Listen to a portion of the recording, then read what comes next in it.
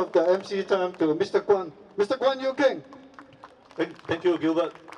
Welcome again, friends. All right. Sorry I'm late, really. I was held up by some unavoidable. Yeah. I wish the ISD will hold me up. I don't mind to meet them. of course, yeah. It's always a signal fault. What else? All right. Okay. Friends, we are all here to speak on the issue that is on every Singaporean's mind. And we feel that this is an issue which cannot be only be left to what is spoken in Parliament. We, as citizens of Singapore, we must exercise our right to air our views on what we feel is an extremely critical attack on the Prime Minister from his siblings, no less. And this attack from his siblings was totally unexpected. Nobody would have expected that just slightly more than a year after the first anniversary of the death of their father, it would explode and explode with such great force. Now, many of our friends has expressed the fact that, hey, this issue is creating a lot of problems, mental problems. Trouble is troubling Singaporeans.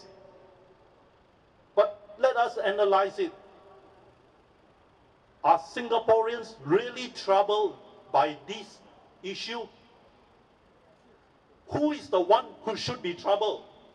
I say this, PM Lee, he's the one who is in trouble. We are not troubled, right? I feel no trouble, you feel no trouble.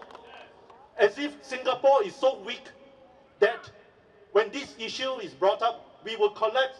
Will Singapore collapse because of this issue? No! We will carry on. Our people are strong enough. Our society, our economic institutions, our governmental institutions, our social institutions are strong enough to withstand. We have nothing to worry about. We have nothing to be troubled about. The only trouble is PM Lee. We have no trouble. All right? Now, before I call upon Mr. Leong, a certain thought was going through my mind as I was sitting there.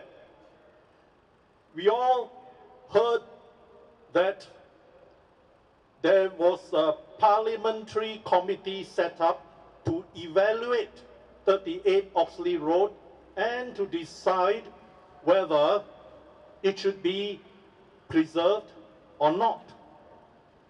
Now, nobody knew about this until Mr. Lee Hsien Loong and Dr. Lee Wei Ling brought it up into the open.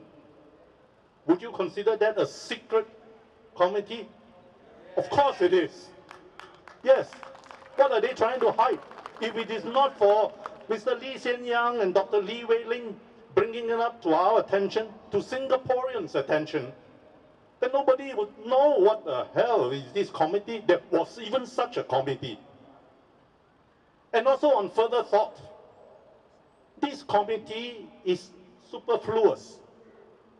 We have a National Heritage Board which has been examining all the old buildings of Singapore and deciding which one to be included as a heritage monument.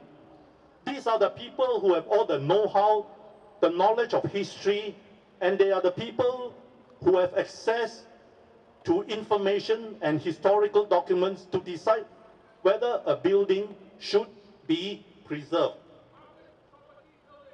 Right? So this is the responsibility of the National Heritage Board. And why is there we need another parliamentary committee to decide whether this building is worth, leave it to the National Heritage Board. They are the people with the know-how, with the background information and the expertise to decide whether a building should be classified a national monument. Let them do their job. Don't you think so? Why do we need a parliamentary committee? No. Before I call upon the next speaker, there is another thing which I like to share with you. I mean, it's on the heritage. This thing is in my mind all the time. All right? Now, the secret parliamentary committee is deciding whether 38 Oxley Road should be retained or demolished. Up to now, they have not made up their minds. Now, why are they just focusing only on 38 Oxley Road? Because it is obviously Lee Kuan Yew's house. But is Lee Kuan Yew the only political leader we have? I ask you to cast your mind. Think. Mr. David Marshall, is he a good person? He was the first chief minister to fight for our independence against the British. Isn't his house worth preserving? Why isn't the National Heritage Board looking at Mr. David Marshall house and thinking of preserving it? Why are they only looking at Lee Kuan Yew's house?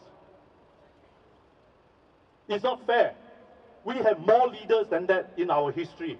We have more dedicated people amongst Singaporeans. When Mr. David Marshall went to London to fight for the independence of Singapore, he was kind enough, gracious enough to bring Lee Kuan Yew along with him.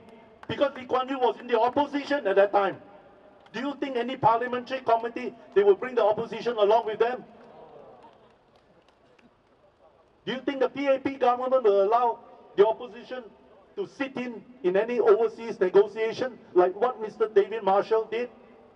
Think. He is a great man, a man of vision, true vision. We should be preserving his house, shouldn't we?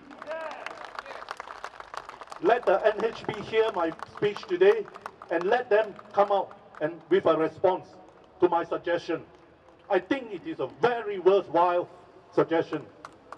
Now, while we are on the subject of lawyers, we all know very well that Lee Hsien Loong and Dr. Lee Wei Ling has questioned PM Lee's appointment of his personal lawyer to the position of Attorney General. Well, there are a lot of unanswered questions in that process. And is that really an abuse of power? I tend to agree with Mr. Lee Hsien Loong and Dr. Lee Wei Ling. But the other day, one PAP supporter came out and they say, Mr. Kwan, you are wrong. He said even President Kennedy appointed Robert Kennedy as the Attorney General of the United States. Isn't that also nepotism and cronyism and abuse of power? I say yes, if you look at it in your own narrow way. But in the United States, there are safeguards. Like what Osman said, there is division of power between the executive branch of government, the legislative branch of government, and the judiciary branch of government. Each one counterchecks one another.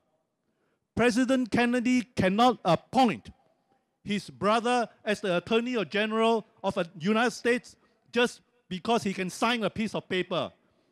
This appointment has to go through the House of Congress. The appointee has to be subjected to a questioning, to as many sessions, facing the congressmen and even senators who would question him on his background, on his public record of service, and all his personal views and whatever they could dig up on him.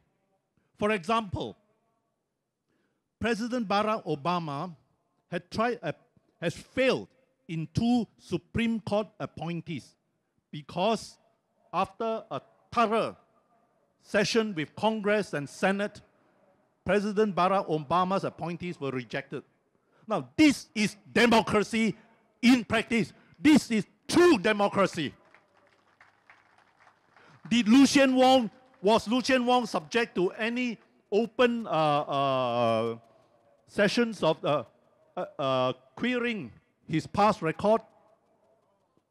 You and I know very well what happened. Just a stroke of a pen, and he is the Attorney General of the country. And here this PAP guy come and tell me, oh, I'm wrong, because President Kennedy also appointed Robert Kennedy as the Attorney General. Look at the difference between a true democratic system and the system we have today.